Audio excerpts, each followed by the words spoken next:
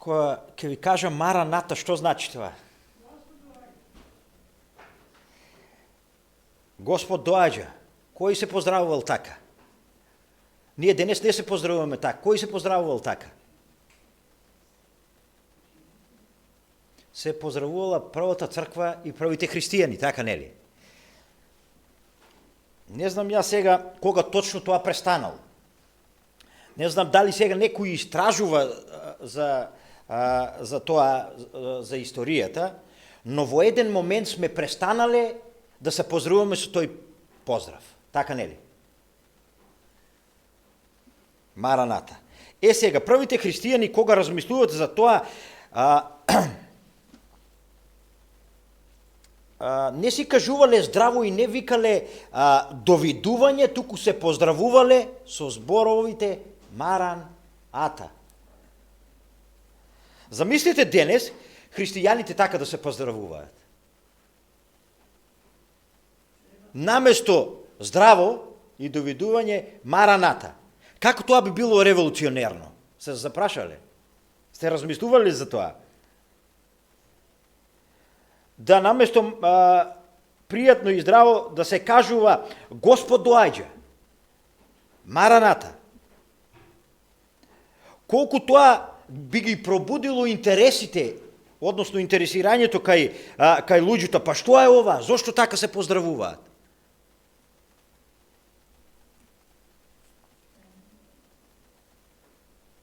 Секојаш може, сега, ако зборуваме за првите христијани, знаете како, секојаш поздравот може да биде формален.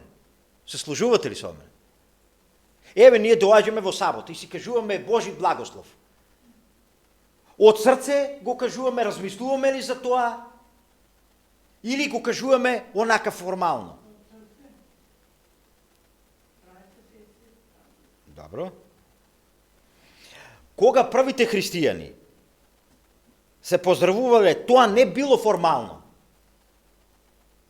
Оној првиот христијанин навистина верувал дека Господ доаѓа.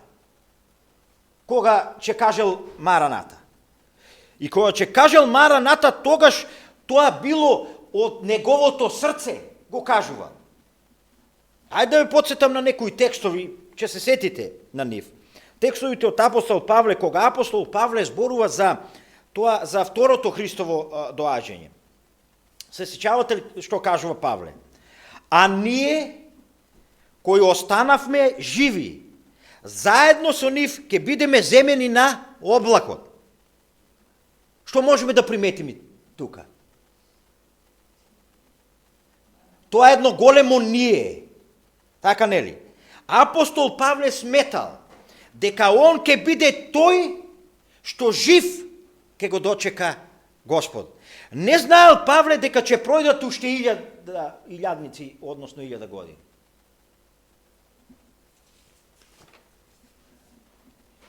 Или ако го земете текстот од Јовановото откровение, кога Исус кажува, ќе дојдам скоро, така нели? Се сеќавате ли како одговорил Јован? Како одговорил? Мараната, да, дојди Господе. Ајде така би можели да кажеме. Видите, едноставно тоа било нивна желба. Да тој Господ поскоро дојде. Би споделил неколку цитати заедно со вас. Еве да го земеме Мартин Лутер. Тој кажал во еден момент: Ја сакам радоста на тој ден. Секој оној, пазете, кој не е спремен со копнеш да го чека тој ден, се уште не ја разбрал суштината на молитвата Оче наш. И никако не е спремен од целото срце да каже да дојде царството Твое. Што кажува овде Мартин Лутер? Што сака да ни порача? Кога се молиме Оче наш, или која е друга молитва, кажува, не можеме да речеме да дојде царството Твое, ако јас навистина не копнеам за тоа. Ако јас навистина не го сакам тоа. Не може, кажува, правилно да се молиме со таа молитва. Или ако го земеме Жан Калвин, тој кажува: не бидете неодлучни и од срце копнеете за денот на Христовото доаѓање како најсвет настан. Мораме да копнееме за Христа, кажува. Да го баратме, за него да размислуваме до доаѓањето на оној голем ден, кога Господ ќе ја открие славата на своето царство. Копнееме ли за тој ден? Прашање. Копнеете ли за небото, драги пријатели и драги браќи и сестри? Треба да сме жедни за Христа и за неговото доаѓање. И знаете сега, можеме да набројуваме, ако сакате, и од Стариот Завет, и од пророците, текстови што кажале, и од многу писатели, и знаете ли што јас приметив? Знаете ли која е разликата помеѓу вистинскиот христијанин и оној така наречениот, да кажам, христијанин? По ова тема се разбира. Вистинскиот христијанин сака некако Христа да го види со собствени очи. Да го види неговото доаѓање со собствени очи. А оној, така наречениот христијанин, секојаш тоа некако го става таму некаден во далечна иднина. Нема се уште да дојде. А оној вистинскиот секојаш ја има таа желба. Не го знае датумот, но некако има желба да го види и да го пречека кога ќе дојде Господ. Знаете, некои кажуваат, јас не сум имал прилика да слушнам директно, старите проповедници имале обичај, кога проповедаат, и вака да се фатат за оделото, за сакото, и кажува: ова сако нема да пропадне и да излети се додека Исус не дојде. Се слушнали такво нешто? Јас не сум слушнал, но сум слушнал приказни. Како некои така имале обичај да кажат.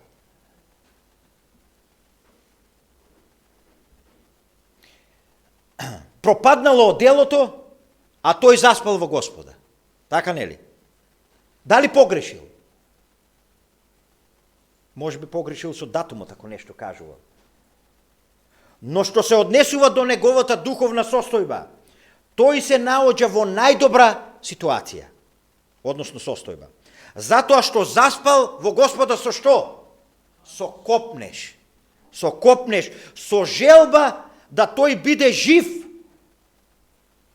кога ќе дојде Господ, кога ќе го дочека Христа. Слушам за една проповед, тоа било пред повеќе години. Колку од вас имаат отидено во Марушевац?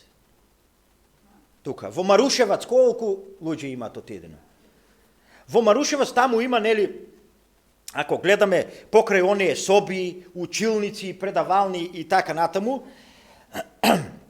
има одоколу и многу ниви, односно поле за обработување, кое што работат таму студентите и оние кои што учат. И кажува еден студент, доаѓа еднаш мојот прецептор и ми кажува да се засадат неколку дрвца од оние ели. И тој студент кажува: што ние ќе садиме, ќе ги садиме тие ели кога Исус ќе дојде наскоро? Знаете вие, кога една ела ќе се посади, па и треба време, знаете како, за да порасне. А Исус доаѓа скоро. Па има ли смисла ова? Но ајде, за да го послушам, прецепторе, ајде, се нафативме.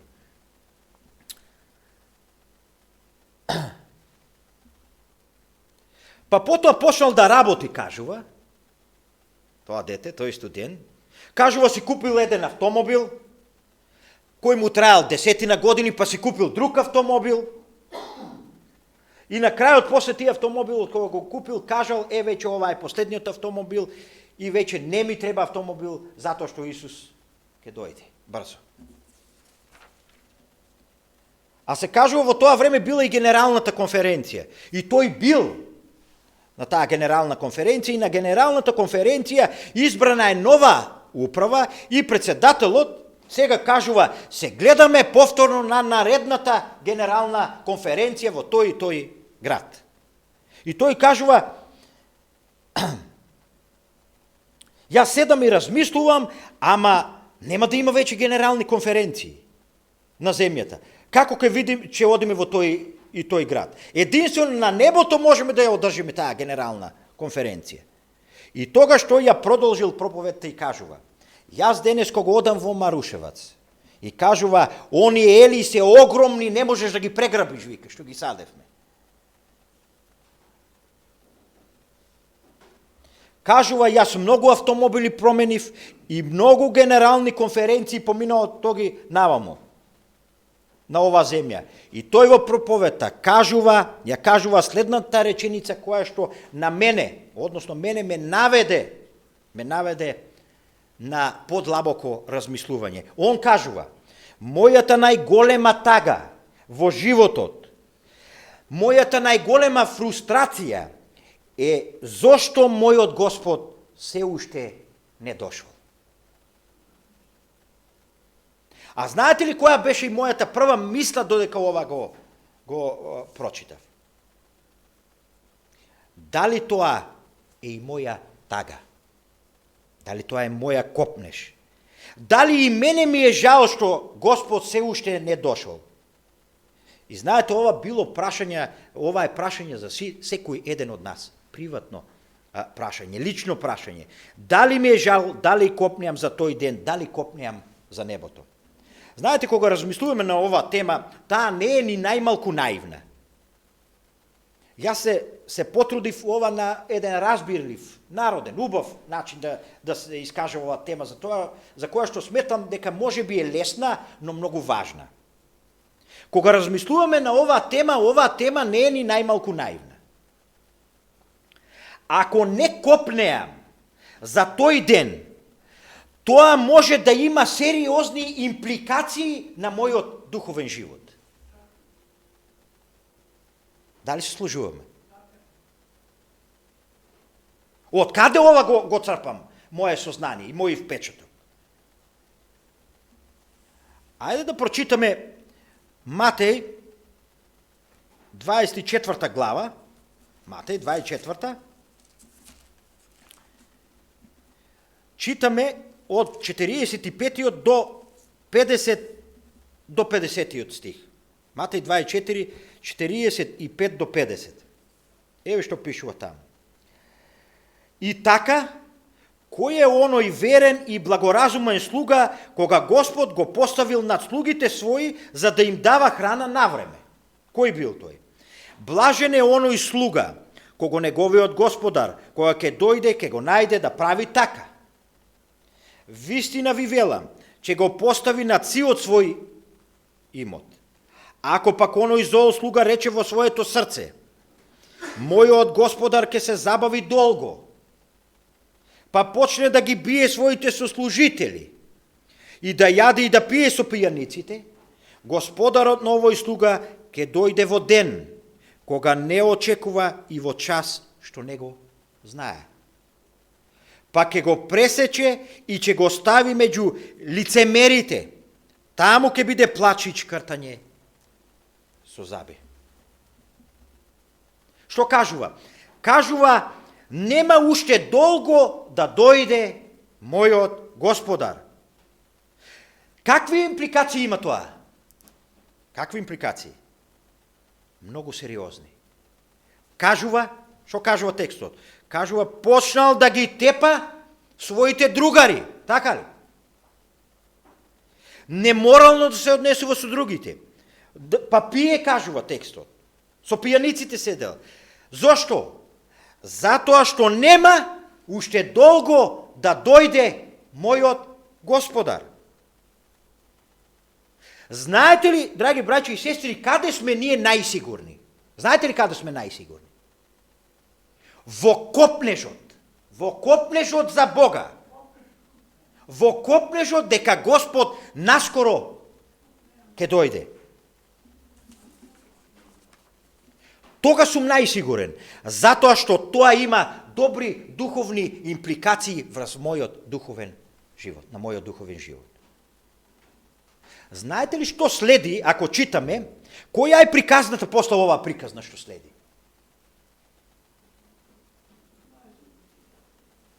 10 девојки. Ајде едно прашање. Зошто лудите девојки не земале масло со себе?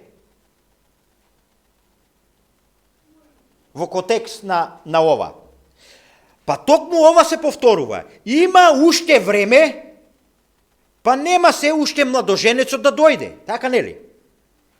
Ке има време за ние да го припремиме маслото. А овие мудрите девојки, тие што? Кои се тие? Кои што копнеат? Копнеат за Бога, за младоженецот. Затоа го понеле она маслото, резервното, што кажавме. А маслото е Светиот Дух, рековме, така нели? И оние родови кои што доаѓат, потикнати од Светиот Дух. Значи, кога го очекувам, кога копнеам за небото, тоа има многу добри духовни импликации на мојот живот. Тоа е пораката на овој текст. Еве сега, кога зборуваме за нас, ајде вратете се 1860 година, тие што ја знаат историјата. Мичиген. Ние тогаш за себе сме си го дале називот или името како? Адвентисти.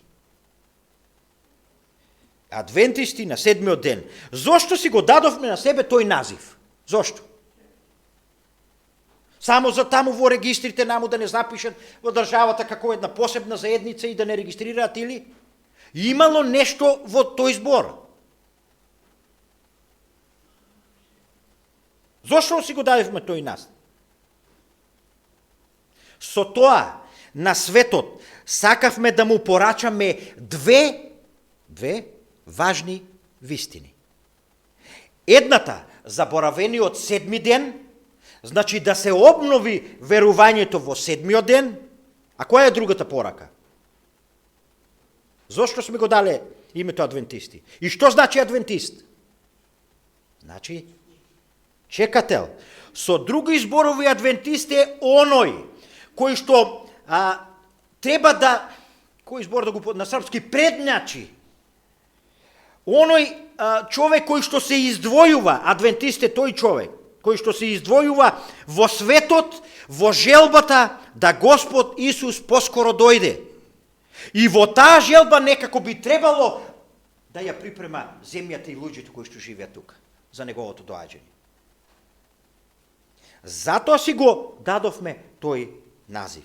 Затоа кажувам дека оваа прашање е поединечно и лично прашање за секој еден од нас. Дали јас навистина копнеам, дали јас навистина чекам, очекувам ли да дојде мојот Господ?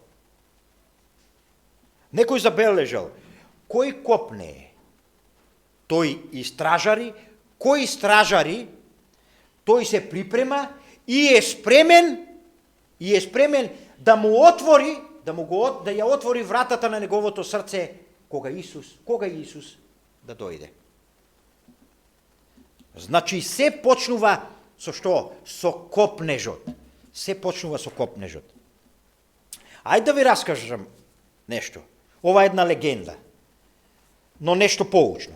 Еве за нас кои живееме во 21. век, адвентисти, знаеме многу добро, верувам и знам дека е така, за второто Христово доаѓање. Ова е инаку легендата за Горун. Не знам дали некој имал прилика да слушне. Се кажува дека Горун бил еден скромен и верен учител на Спасителот, на Исуса Христа. И се кажува Горун сакал да го дочека доаѓањето на Спасителот. И се кажува еден ден Спасителот му кажува: оди на гората Кармил и таму да го почека. Понеси со себе, му кажал Спасителот, шатор и чебе и оди на Кармил. И тогаш Горун отишол на Кармил. И што требало да работи? Се кажува требало да чита Библија, да се моли и да се припрема за доаѓањето на Спасител. Сега, ова легенда кажува, кога Горун отишол на Кармил, имал он чебе. Сега, знаете, чебето веќе кога ќе се покривал, една ноќ додека бил покриен и додека така се шетал, се молел, кога се вратил, чебето било сето изедено од гловци. Му го изгризале чебето. И сега, знаете, чебето веќе не топлело така како што било претходно, со оние дупчиња, и така не можел да се стопли, па тој решил да се симне долу во селото кај селаните да земе друго чебе. Отишол, се покрил, истото и со тоа. Срегнал по трет пат, и истото му се случува, го нагризале ловците. И сега размислуваат овие селаните, жал ми е за овој светец на Кармел, жал ни е, што постојано доаѓа, ајде ние нему да му дадеме мачка. Му даде мачка, мачката го решила проблемот со глувците, но што сега? Сега се јавува друг проблем. Мачката треба да јаде. Нели така? И треба млеко. Па се кажува дека Горун слегнува во селото по млеко. Слегнал еднаш, слегнал два пати, слегнал три пати, така неколку пати во селото по млеко. Па решиле, селаните им паднало жал за Горун и решиле тие, ајде ние нему да му дадеме крава, за да не мора веќе да доаѓа тука. И се кажува му дале нему крава и сега он имал млеко. Но сега се јавува друг проблем. На кравата и треба паша. Нели така? Па се кажува светецот од Кармел му дале поле, најдобро поле така, паша, најдобра ливада, бидејќи за тоа треба, но за таа ливада, за да се обработува, треба и работници, нели така? За да ја собираат таа паша, и тогаш работници дошле горе. Па тогаш на работниците треба да им се направи смештај. Нели тие треба да живеат таму. Треба да живеат таму. Да работат. Мора да има сместување. Па изградили куќа за работниците. Па се кажува кравата се отелила, па тогаш морала да се прошири шталата за да ги сместат малите.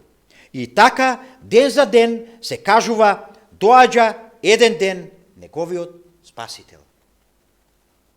И доаѓа спасителот на Кармел и кажува, во пресред му иде еден дебел господин во едно скапо одело. И му кажува Горун, о, добре дојде, која работа те натера да дојдеш тука до нас? Така Горун го пречекува Исуса. Кој бизнис со еден збор би можел заедно да го отвориме? И наместо на онаа гора, што отишол да се припрема, да се моли и да се спрема за доаѓањето на Спасителот, уствари се претворил во нешто и тој самиот што не сакал. Видите, кога размислуваме за земјата, кога размислуваме за нас, треба да се чуваме да ништо на земјата не го одврати моето внимание од чекањето на Господовото доаѓање. Се можам да работам, но секогаш да имам на ум дека тоа е на прво место, дека тоа е најважното, а Горун тоа го заборавил. И знаете сега, кога размислуваме за копнежот, за небото, зошто небото е толку добро? Еве, за да копнееме по нешто, треба тоа да го посакуваме. Ама тоа, ако го посакуваме, значи е нешто добро, многу убаво да копнееме. Зошто е небото толку убаво? Зошто небото е толку добро? Не знам дали сте размислуваме, зошто небото е сепак нешто подобро од тоа што го дава ова земја. Без разлика што и да имам тука. Зошто е небото подобро? Јас овде ставив неколку причини зошто небото е подобро од овде на земјата. Ајде првата причина, основната причина. Поубаво е од земјата. Не знам, сакате ли да одите во природа? Сака ли? Тоше, сакаш да одиш во природа? И јас сакам, може би не толку многу, али сакам, уживам во природата. Замислете каква е природата во рајот.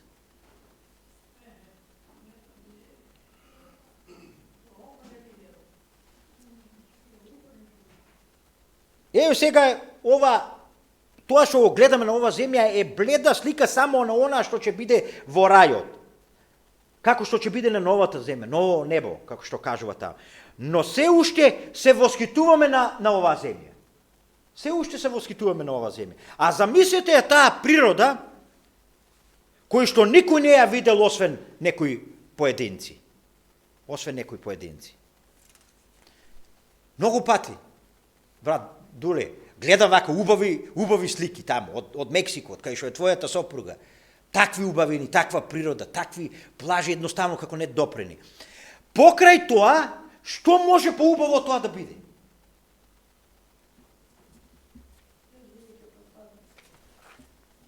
Знаете, кога апостол Павле кажува дека бил издигнат, кажува на кое небо? На третото небо. Го знаете ли тој текст? Зошто Павле кажува дека бил издигнат на третото небо? Значи, нели на третото постои и прво и второ, така нели? Првото небо кое е? Ајде. Пишува Библија, она му каде што летаат небесните птици, она што гледаме вака до нас, во нашата атмосфера. Второто небо кое е? Она му каде што се звездите и сонцето, така нели? А третото небо кое е? Она му каде што пребива и живее самиот Господ. Таму Павле не случајно го напоменува, таму јас бев, вика Павле, на тоа трето небо.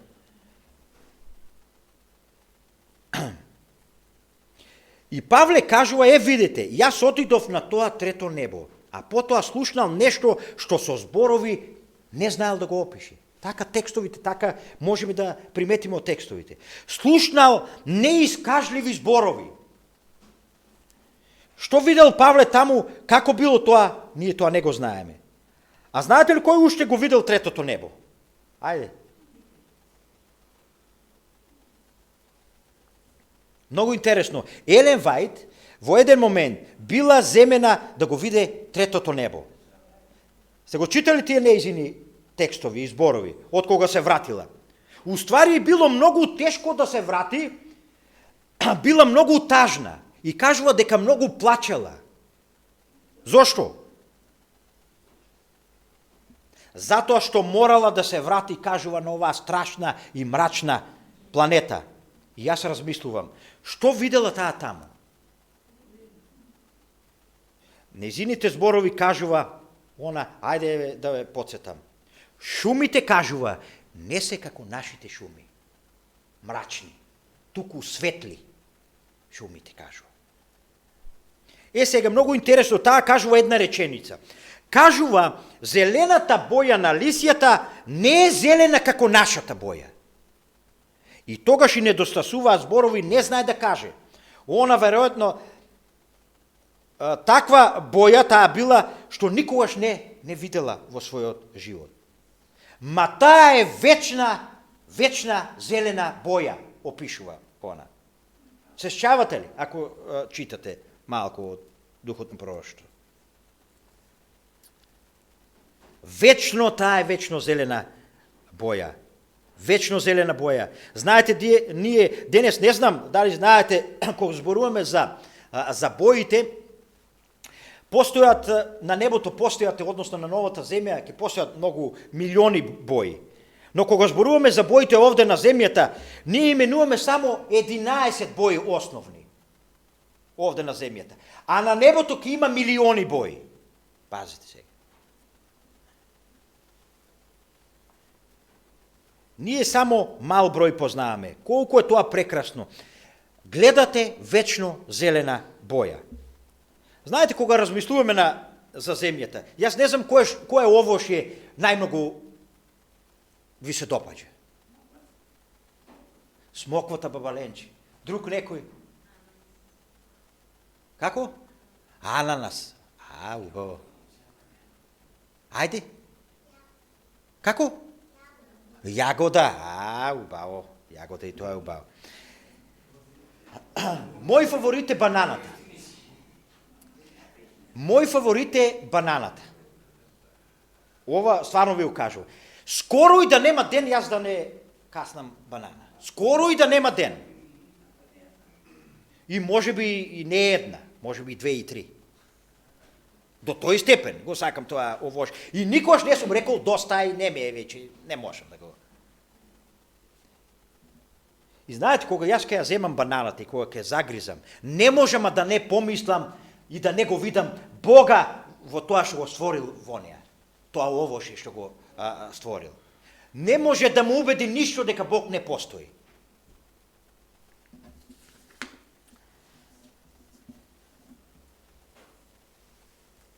Кога тоа е така, тоа овоше е толку вкусна, сладка, а не знам дали сте знали кога зборуваме за бананите. На земјата постојат повеќе стотини врсти на бананите. Во 50 групи. А јас само си мислев една банана е таа. Си јадам банана си. Замислите во рајот кои се врсти на овоше постојат. Каков ќе биде тој совршен вкус? А јас се воскитувам само на оваа бледа слика. Затоа небото поубаво место. Не знам како е кај вас. Ама моето омилено животно е лавот. Брат Тимчи, омилено е животно за тебе. Срничка. Ајде уште еден.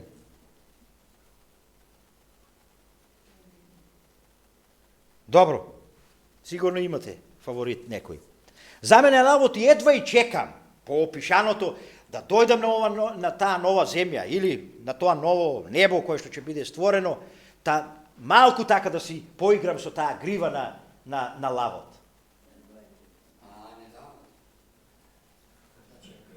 Малку да ме ја размрсам таа негова коса, грива. Тоа ќе го има таму. Затоа е добро да се мечтае. Добро е да се замислува таа убавина која Бог ни ја спремал за нас. А таа ќе биде на небото, на новата земја. Уживаме ние во природа и прекрасно е да биде, прекрасно е да бидеме под тие некои езерца или води и така натаму, кои што во мештата можеме да си ги представиме. Но она плаво езеро, она зелена боја, тоа никогаш не сме го виделе.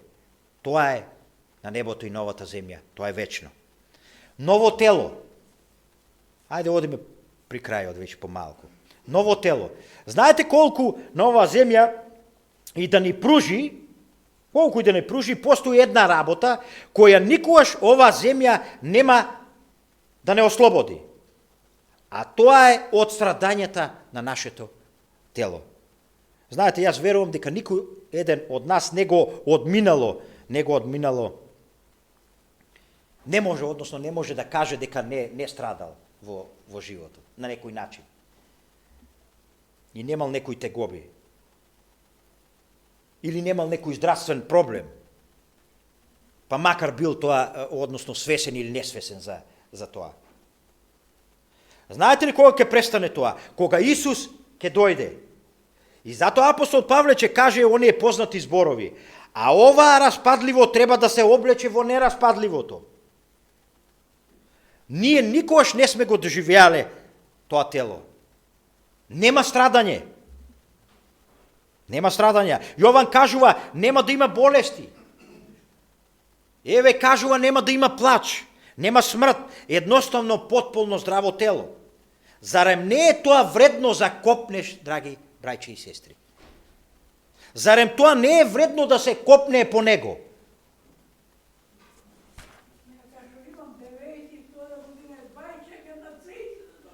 Така е, сестра. Знаете, кога размислувате за оваа земја, покрај болестите, нас постојано нешто ни лета во воздухот. Еве, ќе го спомниме овој вирус во последно време, така, нели? Го знаеме. Тоа е најактуелно. И секогаш постои некој страв, дали и мене тој вирус ќе ме допре. Па можеме да гледаме луѓето околу, како паѓаат како круши од тој вирус. И секојаш постои тој страф. Па впрочем знаеме и за наши познаници, наши роднини кои што ја напуштија оваа земја и не се веќе со нас поради тој вирус. Не зборувам, не сакам да навлегувам, не ме е тоа поентата за вирусот, дали е тоа вештачки или природно или не знам како. А гледате тоа на небото го нема. Нема бактерии, нема вируси, нема проблеми. Едноставно добивам ново тело без болести. Затоа небото е подобро место од оваа земја. И никогаш оваа земја тоа не може да ми го пружи. Колку ние да се бориме за тоа. Небото е без грев. Сега ова е една работа поради која што христијанинот сака да стави, да така кажам, точка на оваа земја. Тоа незадоволство. Секојаш на земјата треба да го чувствуваме тоа незадоволство. Затоа што гревото е на земјата. Едноставно да живееме таму каде што нема грев. И кога Исус кажува, блажени се гладните и жедните за правда, тие ќе се наситат. Знаете ли кога ќе се наситат? Кога? Кога Исус ќе дојде.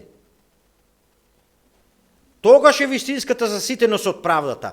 Значи, се додека сум на земјата, едноставно гревот секојаш ќе биде околу нас и нема да ми дозволува за такво нешто потполно да ја доживеам. А кога ќе замислите, знаете ли колку статистики има, не знам сега, на секоја минута по еден кој што е убиен во светот. Сето тоа може да се прочита. Има таква евиденција. Па гледате неморал околу вас. Едноставно вистинскиот христијани нема мира. Нема мир. Тој не сака да е обкружен со тоа. Тој копне за праведност.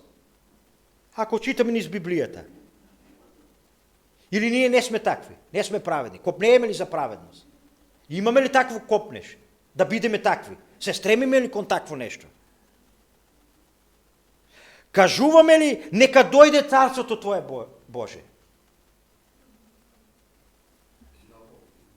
Зошто Исус не учел така? Затоа што христијанинот не е задоволен со она што е на земјата. Затоа што тука не е царството Божие во потполност. Затоа тој сака овие квалитети на небото да бидат квалитети овде на земјата. Сега јас не знам какви се жителите на небото. Не знам како изгледаат. Знаеме ние, и вие знаете дека постојат светови, така нели? Други светови, кои што ги создал и создава се уште Господ, но да се живее со нив, сигурно би било величествено. Се служувате ли? Кога Елен Вајд се вратила, покрај тие бои што ги видела, таа ги видела и световите кои што не паднале. И знаете ли тие текстови што кажува она? Интересно е како она ги опишува тие луѓе. Исто и не достигале зборови и кажува премногу се љубезни. Не знае како да го опише и кажува премногу се љубезни. Тие луѓе таму. Дали копнееме да живееме помеѓу тие луѓе? Знаете, ние на земјата секогаш имаме некој сомнеш, некој сомневање, кога некој нешто ќе каже, секогаш постои некој страф, дали секогаш постојат некои скриени намери. На небото, кога ќе ти кажат да, тоа е и да. Кога ќе ти кажат не, тоа е не. Не мораш да се сомневаш, не мораш да ја заклучуваш вратата, куќета. Сите љубезни, сите добри, нема страф веќе. Затоа небото е поубаво од земјата, затоа што таму ќе живее, што? Правдата. А она што треба да го споменуме како најважно е, точка, ќе живееме со кого? Со Бога. Христијанинот копне затоа што сака да живее со Бога, вистинскиот христијанин. Он е немирен затоа што Бог не живее на земјата, бидејќи на земјата е гревот. А каде е грев? Таму Бог не пребива. И вие ги знаете, оние зборови и овам во Откровението кажува: и слушнав силен глас од небото кој зборува: еве ја скинијата Божја меѓу луѓето и ќе живее со нив и тие ќе бидат негов народ и самиот Бог ќе биде со нив. Откровение 21:3. Еве конечно стигна небото и конечно Бог ќе биде со нив.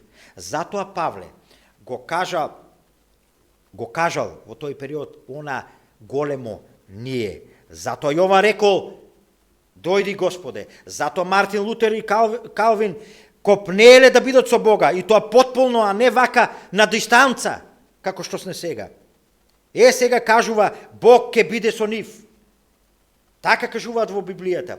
Видите, небото е место на состаноци со Бога, состаноци едни со други, едни помеѓу други. Јас никогаш нема да бидам задоволен, односно правиот христијанин, да бидам задоволен на оваа земја. Верувам ни вие, затоа што оваа земја е место на што? На разделби, не на состаноци. Со колку луѓе и драги личности си имате поздравено по пат на смрт? Со колку сме се разделили до сега? А Бог на небото ни нуди состанок со Него и состанок помеѓу сите спасени. И уште со колку ќе се разделуваме. Тоа предизвикува тага. А од друга страна го имате небото. Место за повторни средби и состаноци. Сега можете ли да замислите, ќе дојде тој ден кога повторно ќе го видиме нашите мили и драги. Кога повторно ќе бидеме со нив и нема веќе да има разделби. Туку низ цела вечност ќе бидеме со нив. Зарем не е убаво, драги браќи и сестри, се кажува, ако мајката го изгубила детето, се кажува дека ангелот прилику воскресението ќе го носи бебињата и ќе им ги дава децата на своите родители. Јас мислам дека тоа ќе биде неверојатен настан. Колку ќе биде тоа убаво. Затоа небото е подобро место. Затоа во срцето на христијанинот е толку копне за нешто подобро. Да бидеме едни со други, но и да бидеме со нашиот сакан Бог. И тој со нас. Ајде уште една личност од Библијата, кога размислуваме за Давид. Вие знаете дека единствено за Давид е речено во Библијата дека е што? По волја или на срце Божие. Да ја прашам зошто? Што можеме да наброиме во прилог на тоа? Има повеќе работи. Бил искрен, понизен, знаел ли да се покае? Знаел. Но знаеме дека и другите се каеле, така нели? Кога размислуваме за неговиот живот, што направил во животот? Ма се и се што има тука, нели? А сепак е наречен дека е по волјата Божја. Јас мислам дека нешто било пресудно во неговиот живот. А тоа ќе го прочитаме во 3 текста, кратки текста од псалмите. Еве што било присутно за тој да Господ да го нарече ти си по мојата волја. Псалам 42:1 и 2 правен че одиме. Како што кошутата жеднее за изворните води, така мојата душа копнее по тебе, Господи. Жедна е мојата душа за Бога, за живиот Бог. О, кога ќе дојдам, кога ќе го гледам Божјото лице. Давид ова го извикува во еден момент. И го пишува, еве го има запишено. 63-тиот псалам. Што пишува там 63-тиот псалам? Вика, првиот стих: О Боже, ти си мој Бог, горливо те барам тебе, мојата душа жедне по тебе, моето тело копне по тебе како сува, жедна и безводна земја. И 84-тиот псалам, го читаме вториот стих, пишува: мојата душа, кажува Давид, мојата душа гине и копне по Господовите дворови. моето срце и моето тело извикуваат кон живиот Бог. Прекрасни зборови од еден верен човек. Искрено покајан човек. Јас верувам дека ова било од пресудна причина. Зашто е наречен дека е по Божја воја? Дали го чувствувате во овој зборови тој копнеш на Давид? Го чувствуваме ли, драги браќи и сестри? Гледајќи од земна гледна точка, Давид имал се, имал власт, бил цар, бил исклучително ценет од сите луѓе, омилен помеѓу народот. Но Давид и покрај тоа, што кажува текстот, е незадоволен. Незадоволен. Се имал, што може да се пружи на оваа земја. Зошто е незадоволен? Затоа што неговиот Бог не е со него тука, до него. Те барам, вели Господе, жедна е мојата душа за тебе, која ќе дојдам да бидам заедно со Бога, со тебе. Јас верувам дека, длабоко верувам дека една од главните причини зошто Давид е наречен дека е по Божја воја, тоа е тој копнеш на Бога. Затоа Бог кажува за христијаните, ајде, тоа може би нема време да го прочитаме. Ајде да бидеме и ние кои ќе го сакаме тоа повеќе поучени од сите овие настани и примери во Библијата. Што е тоа подобро таму, на небото и новата земја? Што? Ајде да повториме накратко, резиме. Неверојатна природа, така нели? Неверојатно овошје, нема веќе болести, нема веќе распадливост, нема веќе смрт. Правдата е околу мене, нема грев. Бог е со нас. Ке ги видам своите најмили. Затоа тие, писателите на Библијата, го сакале небото и небесното, она подоброто. Ајде тоа нека биде и наш вапај, наша желба, наш копнеш. Ајде да се здружиме со нив како адвентисти, да го сакаме она подоброто. Оваа земја никогаш не биде наш дом, иеко треба да си ја цениме и да си ја чуваме. И да уживаме во она што ни го дава, како што рековме, и во овошјето, и во природата, и во се останато. Но секојаш да знам дека постои нешто подобро и секојаш да копнеам за подоброто и она вистинското. И ајде на крајот кратка една приказна и завршуваме. Еден човек пецала риби и додека пецала риби видел како едно дете се приближува. И тогаш прва мисла која му дошла била, еве сега ќе ми ги избрака рибите, ќе ga лами, ќе вика тука, ќе ми пречи.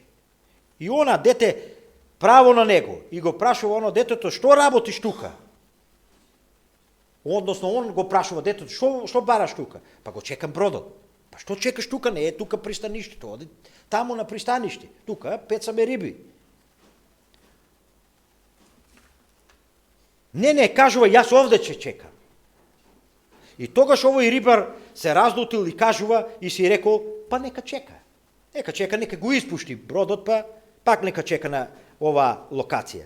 Нека ја научи лекцијата. Која ќе му замене бродот, ќе види. И овој малиот седнал и го чекал бродот, а овој си пецал риби. И се кажува во еден момент, се слушал како бродот доаѓа. И тогаш рибарот помислил, еве сега ќе ја научи лекцијата. И се кажува, бродот поминува и наедно се свртел точно спрема нив. И рибарот гледа збунето, што се случува сега овде. Тогаш бродот застанал, се кажува, и еден мал чамец се спуштил со двајца луѓе. И со чамецот отушле точно до рибарот и го повикале ова мало дете да влезе во чамецот. Детето влегло во чамецот и отишло до бродот. А овој рибар не трепка и не вели ништо. И кога ова дете се качило на бродот, тогаш викнало, чичко, заборавив да ти кажам, мојот татко е капетанот на бродот. И тој ми рече дека ќе дојде по мене, токму на ова место. Чичко, татко ми е мојот капетан, односно капетанот на бродот. Видите, Бог е капетан на нашиот брод. И тој рекол дека ќе дојде по нас и ќе ни понуди нешто подобро. Ајде никогаш ова распадливото, пропадливото на земјата да не биде нешто за да јас го отфрлам она подоброто. Ајде сите ние да се најдеме и да копнееме по она подоброто и вистинското. Амин.